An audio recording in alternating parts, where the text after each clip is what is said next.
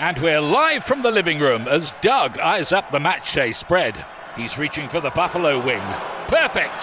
Hang on, what's this? Oh, he's gone for a can of Pepsi too! Incredible! What a finish! Sensational combination! Look at the delight on his face. There's no doubt about it. It just tastes better. Match days deserve Pepsi. Food deserves Pepsi. Grab a pack of Pepsi Zero Sugar for today's match. It's poetry in motion.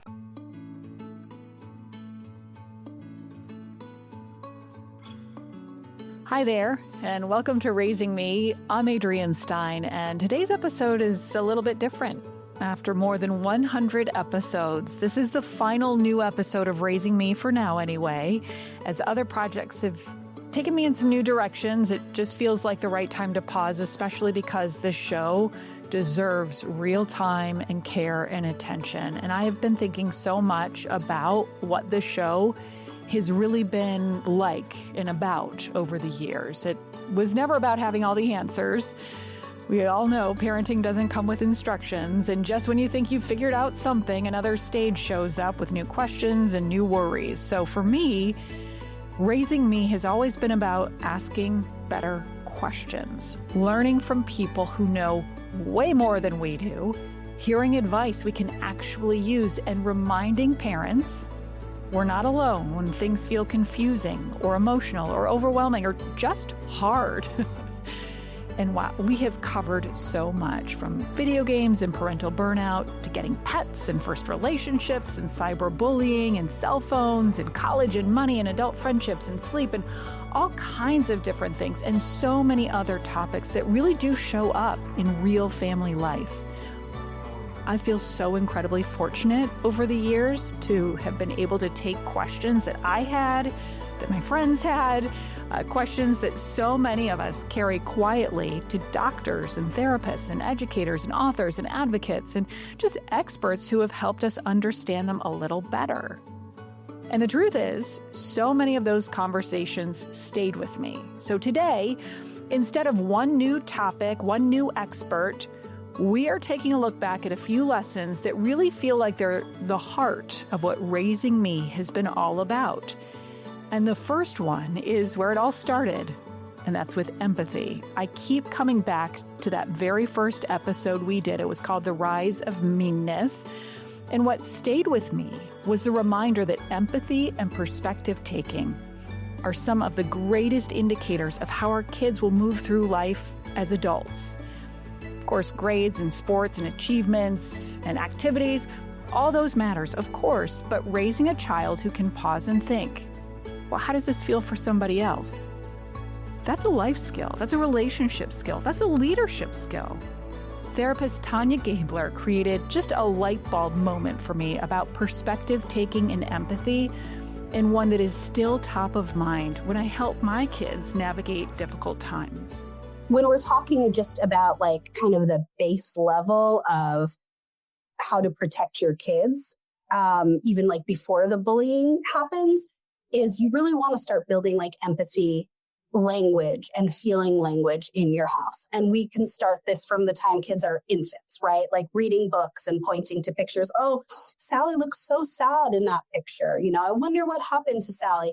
And this is giving them, this is allowing children to get a different perspective. It's called perspective taking, and it's a really invaluable skill. And it is a skill. It's not necessarily something you're necessarily born with, but it is something that you want to teach children, that other people have other thoughts and other desires and other, motivations. And the way that we teach that in books or sharing stories, and it's really encouraging kids to get out of their own perspective and take the perspective of someone else. That's one of the most important things families can do to build empathy and build healthy relationships in their children from the get-go. After that conversation with Tanya, I really started intentionally asking my kids, well, what do you think it was like for that other person? Or what do you think they're going through for them to act that way? Sometimes helping them see that someone else's bad behavior actually isn't about them at all. And maybe that other person is the one who is in need of some empathy, which leads right into another lesson that came up time and time again. If we want to raise compassionate kids, we have to show ourselves some compassion too. Give yourself grace. Yes, it sounds so simple and maybe even a little cliche until you really need it. And boy, as parents, do we need it. This came from our seasonal stress episode with licensed counselor Teresa Petrosky. And that idea it came through so clearly. The holidays and so many seasons in life come with huge expectations. We want the magic and the memories, and we want to show up big for everyone. And then real life happens. Someone gets sick, there's a meltdown, money's tight, or the schedule's packed, the house is a mess. You ruin a recipe. I mean, it could be anything. And then you lose your patience. Suddenly, the thing that was supposed to really feel joyful can start to feel like one more test you're failing at. And Teresa's message really, really stuck with me. Are there some ways that we can, in a healthy way, manage the expectations that we put on ourselves and the expectations that others put on us? So first, the expectations that we put on ourselves. What are some of the things we can keep in mind? I think if we go back to kind of exploring what's important to us about the holiday season, defining what you hope that your children might grow up with, the value system that's important, it changes our need to maybe buy the happiness for the holiday season. And we're able to kind of go back to, I'm spending time with my family or spending time with my friends is really important about this time of year. And if we're able to recognize that's what's important, we kind of let go of some of those expectations of having my house look like, the perfect home or having all the things done by ourselves, or again, like I gave the example earlier about baking the recipes. Sometimes that may not be something that we can do this year. Maybe there's a time restraint. Maybe the grocery store didn't have a certain ingredient. So it's also being okay with being flexible when plans do need to change, and giving yourself that grace of saying, that's okay that I didn't do that this year. I'll try again next year. Giving yourself grace, that is a huge, maybe we should underline that point because it's easy to say that now in the moment. That can be really tough, especially for people who are just naturally hard on themselves and want to have the home just right, the recipes just right, the gifts just right, plus wrapped just right. So if we could underline that point, I mean, that is a key takeaway is just allowing ourselves some grace. If the house doesn't look perfect and you've got, 5 people, 10 people, whatever, coming over in the next hour. And oftentimes too, when we talk about the grace and having that, it's people don't remember if the table was set perfectly. They remember the conversation they had and that feeling of gratitude and happiness and connection with their family, and not necessarily if the rolls were overcooked or undercooked. It's being there with the family and your friends that are going to be what we're going to ruminate about or think about later on. So Teresa just reminded me that parenting is not about creating all these perfect moments. It is about being a human inside the imperfect ones. Giving yourself grace doesn't mean you stop trying. You got to stop holding yourself to a standard that no one actually meets all the time. And that may be one of the biggest gifts this show gave to me personally, is just permission to be a parent who is still learning. We all are. And the conversations also reminded me that parents need support too. Rest and friendship, help, sleep, just moments where we are not only the only one managing everyone else's needs. Taking care of ourselves helps us show up with more patience and perspective and compassion. And maybe nowhere did I feel the pressure of we are all figuring this out more than when we talked about technology. And that's one theme that came up in so many episodes, from cyberbullying and sharenting and cell phones and social media and AI, is that we're the first generation of parents raising kids in this kind of digital world. And that is worth reminding yourselves. We are not supposed to have this all figured out. Our parents didn't have to decide when to give us smartphones. They weren't reading group chats or monitoring social media or worrying about algorithms, online bullying, disappearing messages, or whether posting a cute picture could someday affect our child's digital footprint. We are building the playbook and we are already in the game. And that is so hard. So we talked about it with Tatiana Jordan from Bark Technologies in the Virtual Realities episode. You don't have to give your child access to XYZ, and they don't need to have all the things all at once. So don't hesitate to delay. Your child will be fine if they have to wait a little bit longer than their peers to have access to what we know is harming them. And then, those candid conversations, remaining calm, talking about the hard things more frequently. And then when it is time to give your child access, again, use parental controls, use filters, use monitoring. And then finally, it's so hard, right? You and I spend a lot of intentional time in this space, and we're still struggling as parents. And to that point, there's a Facebook group called Parenting in a Tech World that I started a few years ago and now has over 440,000 parents in it. That is such a wonderful place for community and education where we can lean on each other, because we're the first generation of parents parenting in a world like this, and we've got to figure it out together. One of the biggest takeaways for me from those digital parenting conversations was not that we need to panic. It really is that we need to stay engaged even when it's hard. Ask those questions, set the guardrails, reset when something isn't working, and just remember this isn't about devices. It's about connection, because technology is where kids are communicating and comparing and joking and hurting and hiding and reaching out. And really, that became one of the biggest themes of this whole show. Have the conversation, even if it feels awkward. Often it does, even if you don't have the perfect words.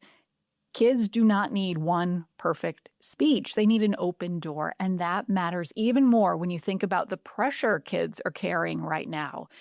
The first anxiety episode we did, we called it The Anxiety Epidemic, really made me stop and think about what it feels like to be a kid today. And listening to Rebecca Hoffman, one of our regular guests, talk about the pressure that kids are under, there was one point it brought a tear to my eye because I could see it in my own kids. Kids are expected in so many ways to be good at things early, specialized in a sport before middle school, strong academically, socially confident, emotionally regulated, busy but not overwhelmed, successful, and still well-rounded. And somewhere along the way, the simple act of trying something new has started to feel risky for a lot of kids. If you aren't good at something already, it can feel like it's too late to begin, too late to try that sport, too late to join the club, just too late to be a beginner, which is crazy.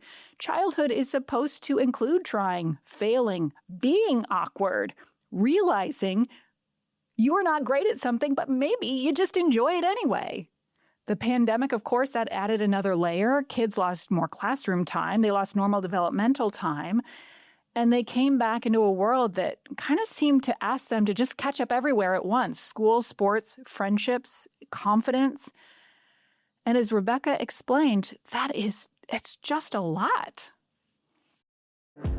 Trying to be a bit more mindful of things you buy?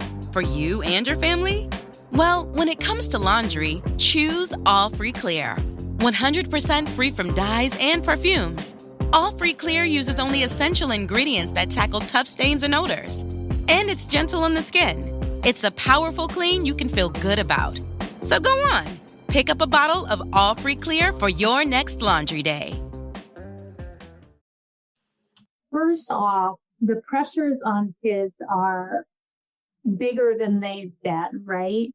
I can think back to when I was a child, and if I wanted to try a sport, let's say I was in high school and I wanted to try a new sport, I tried a new sport.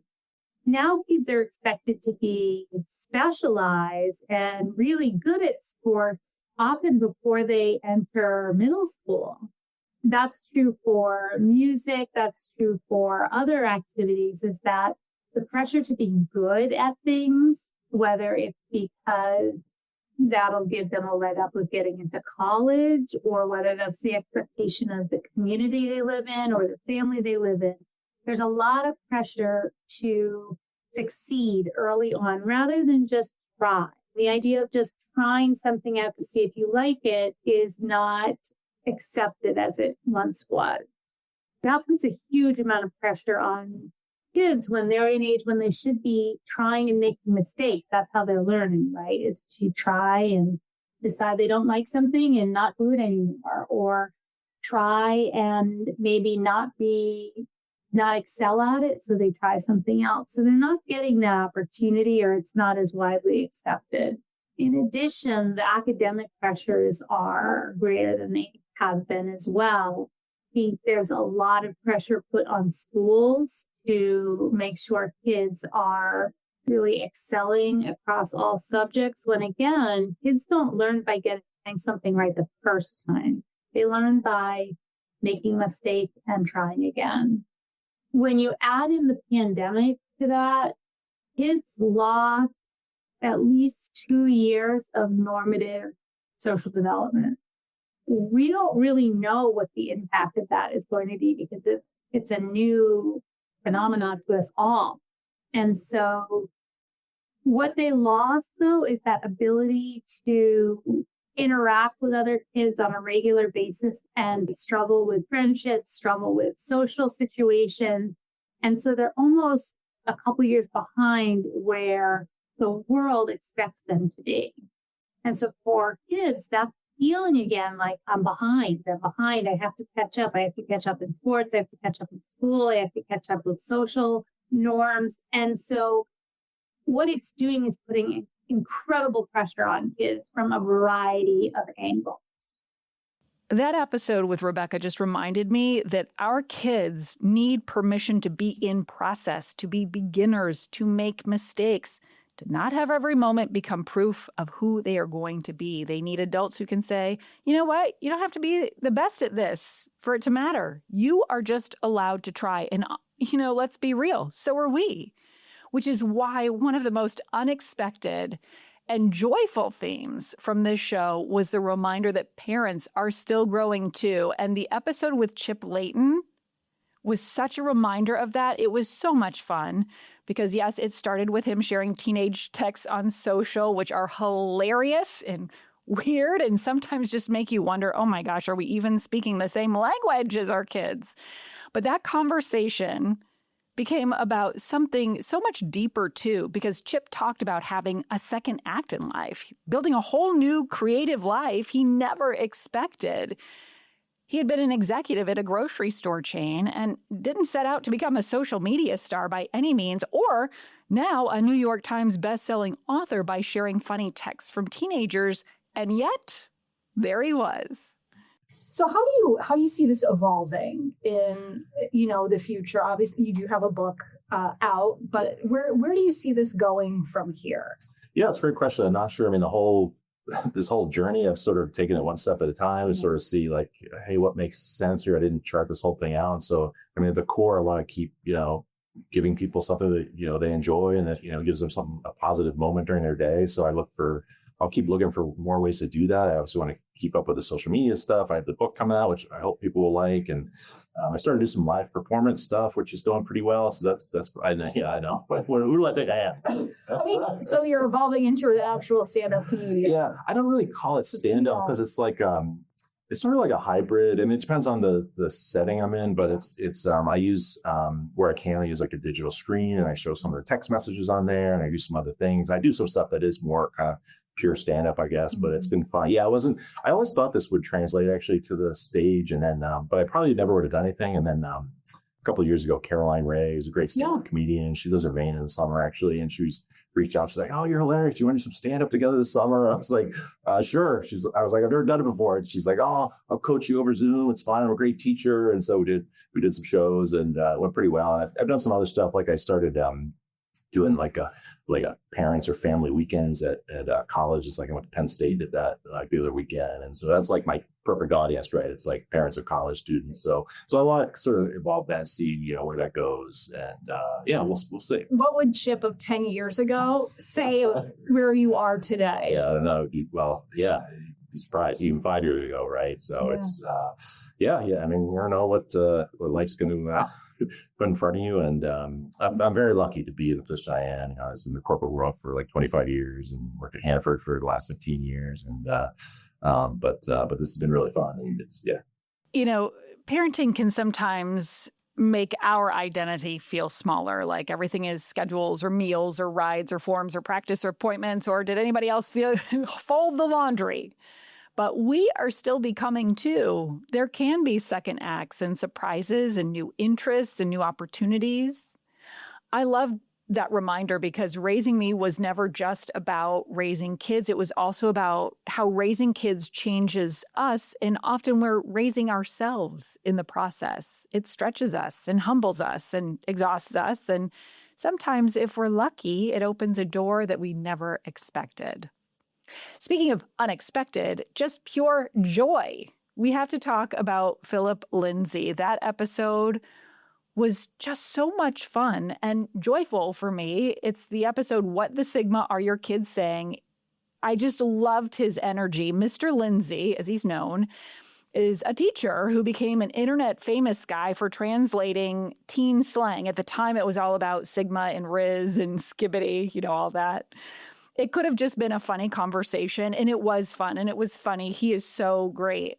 But underneath it was something much more meaningful. It was about communication. It was about being willing to enter your kid's world, even when that world makes absolutely no sense to you. We don't have to understand every trend and certainly don't have to use the slang correctly. In fact, probably shouldn't, because nothing makes a teenager retire a word faster than a parent trying to say it at dinner. No good. But we can stay curious and we can ask, what does that mean? And we can laugh and we can let our kids teach us something. We can show them we are interested in their world too. Now, aura, they've kind of taken that word and done a little bit of adjusting to it, not much, which is kind of nice. It's pretty easy to understand. But how much aura you have is how cool you are or how not cool you are. And there are aura points that you either gain aura in certain situations or lose aura in certain situations. So I have kids on the daily, they'll get they'll raise their hand and they'll get a question right. And they'll be like, yes, did I get some aura? And I was like, yeah, you like major aura points. Right? Infinite aura, major aura points, right? And then you have things like somebody's walking down the hallway and their backpack's unzipped. I did it the other day.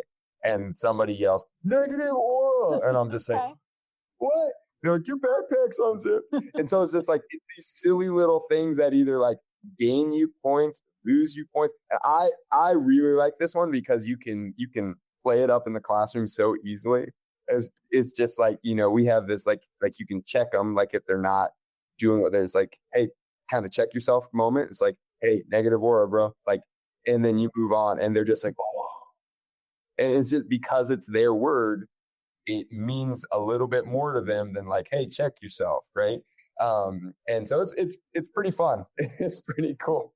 Yeah, and it goes back to meeting them where they are, like speaking their language. That they hear it maybe in a little bit different way. So maybe when they don't unload the dishwasher, like, hey, negative aura points, bro. Negative aura, man.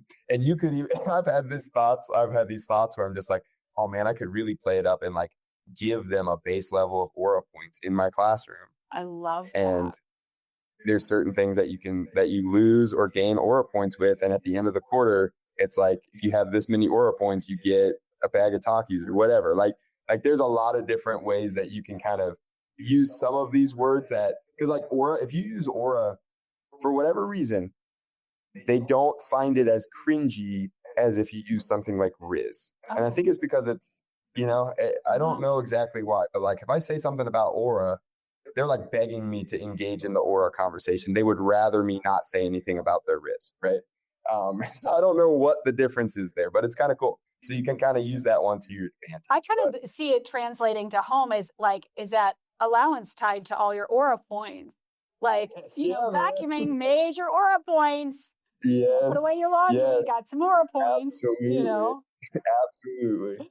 As Mr. Lindsay and other guests reminded me that connection doesn't have to always be deep and serious. Sometimes connection is laughing in the car or asking about a meme. Sometimes it's letting your kid explain something that is like totally ridiculous and acting like it really matters because you know what? To them, it does. And maybe that is one of the biggest lessons of all. Parenting is made up of so many small chances to connect. Doesn't only happen in those big milestone moments. It can happen in the tiny ones, in the car, at bedtime, in the kitchen, in the checkout line, after an argument, or during a walk. When a kid finally opens up or when they say something so crazy you just can't help but laugh. Those small moments are where trust and connection is built. So looking back on these 100 plus episodes, what I'm taking probably most is empathy matters, grace matters, support matters, connection matters, hard conversations matter, the small moments matter. Letting kids try, fail, and begin again matters. And letting ourselves grow matters too. And through every stage, whether it's toddlers or tweens or teens or young adults, the work keeps changing, but the heart is the same. We are trying to raise people who are kind and resilient and thoughtful and able to move through the world with confidence and compassion. And we're trying to do that while also being real people ourselves. Tired, yes, unsure many times. And of course, just learning as we go. So to every parent, thank you for listening. To every expert who joined me over the years, thank you so very, very much. Thank you for your wisdom and your time, your honesty, and your willingness to help parents like me feel a little less alone. And of course, to the team behind Raising Me, thank you so much for helping bring these conversations to life, especially Megan Littlefield, who edited each and every episode, always making sure we were putting our best foot forward. I am so grateful. And to everyone who listened while driving or folding laundry or walking the dog, making dinner, or just hiding in the car for 5 more minutes. Thank you so much. This is a chapter I will always be so grateful for, and I hope these episodes continue to live on and find families right when they need them. I hope wherever you are, you learn something new and get to take a little time for you.